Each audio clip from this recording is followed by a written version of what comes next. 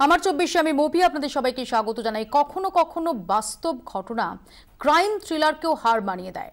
আমরা তন্দুর কাণ্ড থেকে শুরু করে সিনাবোরা হত্যাকাণ্ড দেখেছি যে কিভাবে ঠান্ডা মাথায় খুন করে মৃতদেহ লোপাটের নানা রকম কৌশল বার করা হয়েছিল। আর সেই তালিকায় এবার আরও একটা সংযোজন, যেখানে ভিকটিম বাঁকুড়ার এক তরুণী।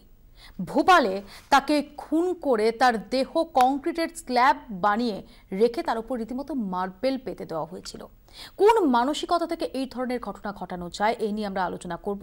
আমাদের সঙ্গে রয়েছেন রেমা বসু, মনোবিদ। আপনাকে স্বাগত জানাই। শুরুতে একবার দেখে নেব ভোপালে বাঁকুড়ার তরুণী খুনের ঘটনা যে কোনো ক্রাইম সাসপেন্স থ্রিলারকেও হার বানিয়ে দেয়।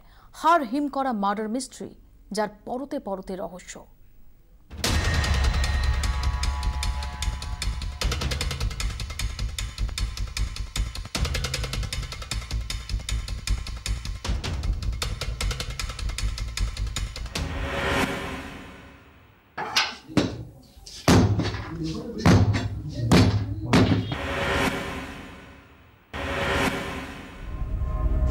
কাল হলো প্রেমী।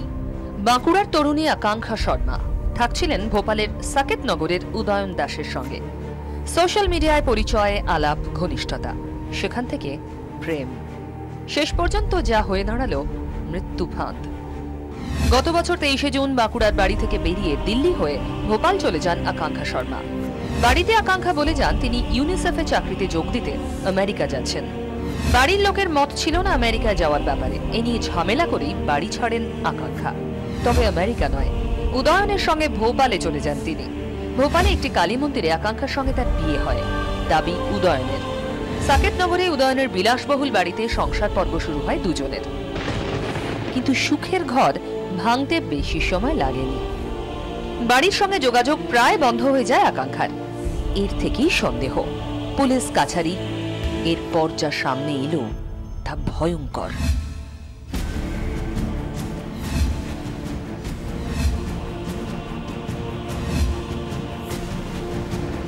খুন তো হয়নি, কিন্তু তা চাপা দেওয়ার চেষ্টা আরো ভয়ঙ্কর। আমাদের ধারণা ওই একদম ওই জুন মাসে যখন গেছে না, ওই জুলাই হয়ে গেছে একদম, মানে যাওয়ার পরপরই, মানে খুব দেরি হয়নি।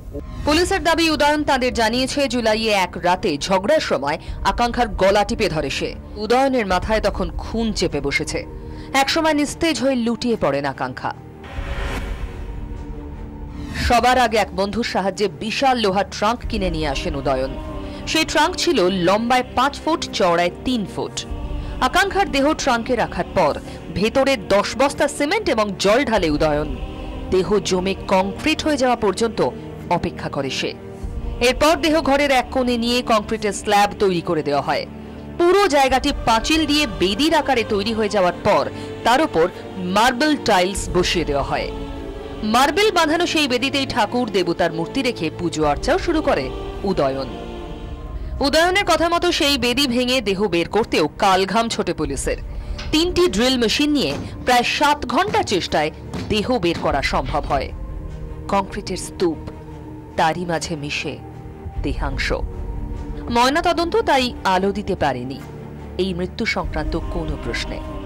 মৃত্যুর কারণ তাহলে কি, এটা জানার জন্য হাড় এবং শরীরের বেশ কয়েকটি অঙ্গের নমুনা সংগ্রহ করা হয়েছে কেমিক্যাল অ্যানালিসিসের জন্য। এর পাশাপাশি ডিএনএ নমুনাও সংগ্রহ করা হয়েছে। 24 ঘন্টার জন্য ক্যামেরায় মনোজ হাজরার সঙ্গে হীরক মুখার্জি এবং সন্দীপ সরকার, বাঁকুড়া। ইতিমধ্যে আমাদের সঙ্গে এসে যোগ দিয়েছেন অবসরপ্রাপ্ত পুলিশ অফিসার বিকাশ চ্যাটার্জি। বিকাশবাবু, যেভাবে আপনি আপনার কর্মজীবনে এবং আমরা বিভিন্ন ক্ষেত্র থেকে নানা রকম তো ভয়ঙ্কর, চাঞ্চল্যকর, নৃশংস সমস্ত হত্যাকাণ্ড দেখেছি, এটাকে আপনি কোন জায়গায় রাখবেন? একদম খুব ব্রুটাল। এই সব হত্যাকাণ্ডের তো খুব একটা ঘটে না, কিন্তু এরকম কলকাতায় একটা ঘটেছিল কিছুদিন আগে। তো এই যে ঘটনাগুলো, এই ঘটনা করে তার একটা কত বড় সাহস, যে একটা কুল ব্রেনে এই সমস্ত করে তারপরে তাকে এরকম চাপা দিয়ে তার উপরে মূর্তি রেখে পুজো টুজো করছে। মানে এদের কোনো রিপেন্টেশন বলে কিছু জিনিস আছে বলে তো আমার মনে হয় না। এবং এই ছেলেটি উদয়ন, সে এসে একবার আকাঙ্ক্ষাদের যে বাড়ি বাঁকুড়ায় সেটা ঘুরেও গেছে, এটা প্রমাণ করতে যে সবকিছু স্বাভাবিক রয়েছে। আকাঙ্ক্ষার খোঁজেই যেন সে এসেছিল, কারণ আকাঙ্ক্ষা আমেরিকায়, তার বাবা মা জানতেন। তার মানে কি যে খুনটাকে করে সেটাকে কনসিল করার জন্যে এটাও একটা একরকমের মানে চেষ্টা আর কি, যে আমি তো এসেছিলাম আপনাদের বাড়িতে, আমি তো জানি না ওর ব্যাপারে, আমি তো খবর নিতে এসেছিলাম। তো সেই কারণেই এই যে খুনগুলো হয়, এই খুনগুলো খুব ঠান্ডা মাথায় করে তারপরে তাকে এরকমভাবে একটা ফাইনালি পরিণতি দেওয়া হয়, যাতে করে ওর সম্পূর্ণ ক্রাইমটাই একটা লোপাট করার একটা চেষ্টা। আমি এখানেই রেমার কাছে আসবো যে এইভাবে একদম ঠান্ডা মাথায় মৃতদেহ লোপাট করে দিনের পর দিন খুব স্বাভাবিক জীবনযাপনের চেষ্টা, যেটা আমরা শীনা বোরার ক্ষেত্রে, ইন্দ্রাণী মুখার্জির ক্ষেত্রে দেখেছি। 3 বছরেরও বেশি সময় পেরিয়ে এসে তার পর্দা ফাঁস হয়েছে, আমরা এর আগে বিভিন্ন ক্ষেত্রে দেখেছি। এটাকে কিভাবে ব্যাখ্যা করবেন আপনি? এই মনস্তত্ত্বকেই শুরু থেকেই থাকে, নাকি যে কেউ সাধারণ মানুষ তিনি একটা অপরাধ করে ফেলার পর তারপর সেটা ইভলভ করে? এটা কোনো সাধারণ মানুষের দুম করে অপরাধ করে ফেলার মতো আমার এই জন্য লাগছে না, তার কারণ এখানে একটা খুব স্ট্রাইকিং ব্যাপার হচ্ছে যে ঘটনাটা ঘটার পর ওই ঘরেই উদয়ন ছিল অতগুলো দিন, খুব স্বাভাবিকভাবেও জীবন কাটিয়েছে। তার মানে কোথাও একটা ওর কাছে, ওর সাইকিতে হয়তো মনেই হয়নি যে ওটা একটা অপরাধ, বা সেটা যদি মনেও হয়েও থাকে তাহলে সেটার ব্যাপারে ওর কোনো রকম বিবেক দংশন হয়নি। এই বিবেক দংশন না হওয়াটা, এটা একটা অ্যান্টিসোশ্যাল পার্সোনালিটি ডিসঅর্ডারেরই একটা লক্ষণ, যেখানে আমার কনসিয়েন্স, আমার আমাকে সোসাইটি যেটা শিখিয়েছে সেইটা আমার গায়ে লাগছে না, সেখানে আমার ন্যায় অন্যায়ের বিচারটাই লোপ পাচ্ছে, যেটা আমার মনে হচ্ছে ওর ক্ষেত্রে হয়েছে। ওর মনেই হচ্ছে না যে ও একটা কোনো এরকম একটা অপরাধ করেছে, কারণ একটা এরকম ঘনিষ্ঠ সম্পর্কের একটা কোনো মানুষকে খুন করে একই ঘরে এতদিন ধরে সেই ঘরেই ও রয়েছে, খুব স্বাভাবিকভাবেও জীবন লিড করছে। প্লাস ও যেটা বললে তুমি যে ও বাড়িতে গিয়ে আবার প্রমাণ করতে গেছিল যে সবকিছু স্বাভাবিক আছে, এতটা স্বাভাবিক থাকা আপাতত আমরা যে ছবিগুলো দেখাচ্ছি ওই ঘরটার, সাকেতনগরের ওই বাড়িটার মধ্যে যে ছবিগুলো আমাদের হাতে এসেছে, যদি তুমি দেখো দেখবে যে তার ভেতরে ভীষণ অপরিচ্ছন্ন একটা জায়গা, কেউ বাইরে থেকে ভেতরে ঢুকুক এটা একদম পছন্দ করতো না উদয়ন। এবং খুব ইন্টারেস্টিংলি ওপরে কড়ি কাঠে সেখানে একটা ফাঁস ঝুলানো আছে, যে ছবি এসেছে যদি সেটাই আমরা দেখে থাকি, সব মিলিয়ে কি ভীষণ একটা অন্য রকম একটা একেবারেই তাই। আর এইটা ওই অপরিচ্ছন্ন থাকাটা, এটা কিন্তু একটা মেন্টাল ডিসঅর্ডারের একটা লক্ষণ, যেখানে একটা মানুষ হাইজিন সম্পর্কে তার সে কেয়ারফুল হচ্ছে না, সে খুব সহজেই আর কি অপরিচ্ছন্ন জায়গায় থাকতে হয় পছন্দ করছে, বা সেই ব্যাপারে যথেষ্ট কেয়ারই করছে না যে জায়গাটা পরিচ্ছন্ন নয়। তো সেই জন্য আমার এখানে এইখানে একটা সিরিয়াসলি একটা কোনো সার্টেন অ্যামাউন্ট অফ অ্যান্টিসোশ্যাল পার্সোনালিটি ডিসঅর্ডারের লক্ষণটা পুরোপুরি পরিষ্কার। বীজটা আগেই ছিল তার মনস্তত্ত্বের মধ্যে, একেবারেই ছিল। এটা ঘটা কোনো ঘটনা নয়। হঠাৎ আমি একটু বিকাশ বাবুর কাছে আসবো। এই ধরনের আপনি কিছুক্ষণ আগেই বলছিলেন যে এর আগে কলকাতাতেও এরকম একটা ঘটনা ঘটেছিল।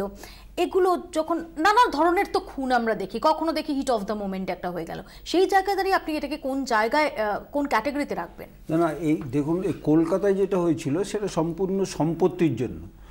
এক ভাই ওই বাড়িটা বিক্রি করতে চাইছিল না, সেই ক্ষেত্রে সে ব্যাংকে কাজ করত, তাকে একসময় স্বামী স্ত্রী শালা এরা সবাই মিলে তাকে খুন করে ঘুমের সময় খুন করে তাকে সুন্দর করে এরকম রেখে তার উপরে সিমেন্ট টিমেন্ট চাপা দিয়ে সেখানে আবার রান্না করছিল তারা, সেটা একটা ঘটনা। কিন্তু এই যে যারা করেছে তারা দেখা গেল যে ওই লোকটি যে কাণ্ডটি ঘটিয়েছেন, এই ঘটনাটাতেও যদি আমরা প্রথম থেকে দেখি বিকাশ বাবু, এই যে বাঁকুড়ার তরুণী, তিনি আমেরিকায় চাকরি করতে যাচ্ছেন এই বলে তিনি বাড়ি ছেড়েছেন। তিনি যে আসলে আমেরিকা জানেনি এটা জানা গেল যখন কেন মেয়ের খোঁজ পাওয়া যাচ্ছে না, এবং এতদিন ধরে শুধু হোয়াটসঅ্যাপে ফেসবুকে যোগাযোগ থেকেছে, কখনো মেয়ের গলা শুনি না। প্রত্যেকটা ক্ষেত্রে কি একটা করে রহস্য নেই? হ্যাঁ, রহস্য তো আছেই।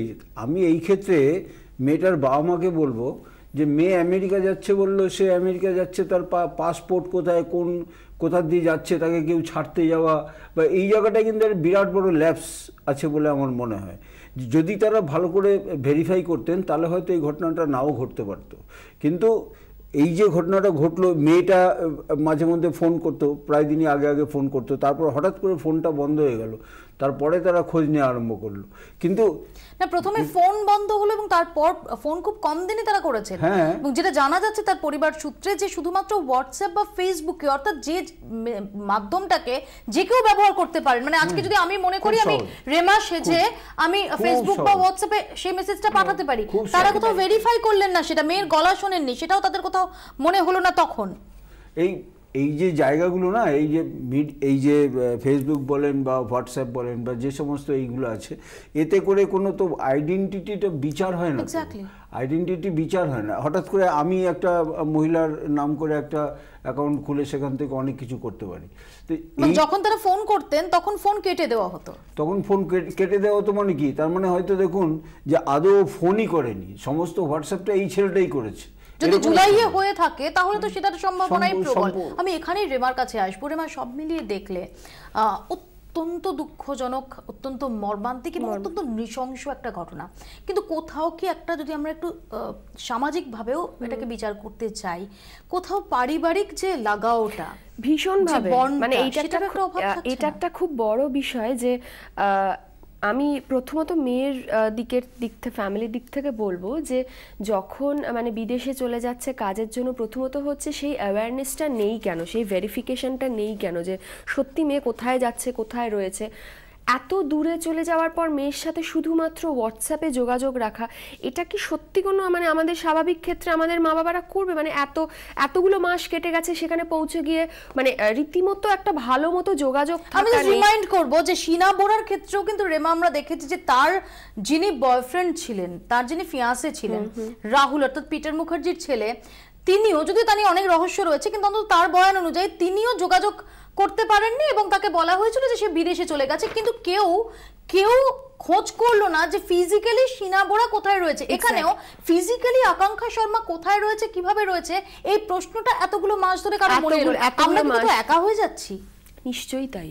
হয়তো মানে যখন মানে হোয়াটসঅ্যাপ ছিল না, ফেসবুক ছিল না, তাহলে তখন কি হতো, মানে এখন হয়তো এইগুলোর ওপর ডিপেন্ডেন্স এত বেড়ে যাচ্ছে যে সেইগুলোকে খুব একটা ভ্যালিড মিডিয়াম মনে করে ফেলছেন হয়তো অনেকে খোঁজ নেওয়ার, কিন্তু এগুলো যে আদতেও মিডিয়াম নয়, যেটা একটু আগেই কথা হলো যে কেউ একটা ফেক করতেই পারে, কিন্তু সেই সম্ভাবনাটা না ভেবে। আরেকটা খুব ইম্পর্টেন্ট জায়গা হচ্ছে এই যে একটু অপরাধ প্রবণতা যেটা, সেটা কিন্তু ছেলেটাকে দিয়ে শুধু শুরু হয়নি, শুরুটা কিন্তু মেয়েটাকে দিয়েই হয়েছে। মা বাবার বিশ্বাসটাকে এক্সপ্লয়েট করে যদি সে মিথ্যে কথা বলে বাইরে যায়, প্রথমেই কিন্তু তার মানে আমরা কি এই কাজটা চট করে একটা কোনো স্বাভাবিক একটা পারিবারিক ঘটনাটা ঘটতে পারে যেখানে আমি এত বড় একটা মিথ্যে বলে যেতে পারি, সেখানে মেয়েটা এটাকে স্বাভাবিক বলে মানে যে কয়েকটা মাসই কাটিয়ে থাকুক, ও মনে করেছিল যে এটা একটা ওর জীবন শুরু করার একটা অপশন হতে পারে। এইখান থেকেই কিন্তু একটা বিকৃতি শুরু।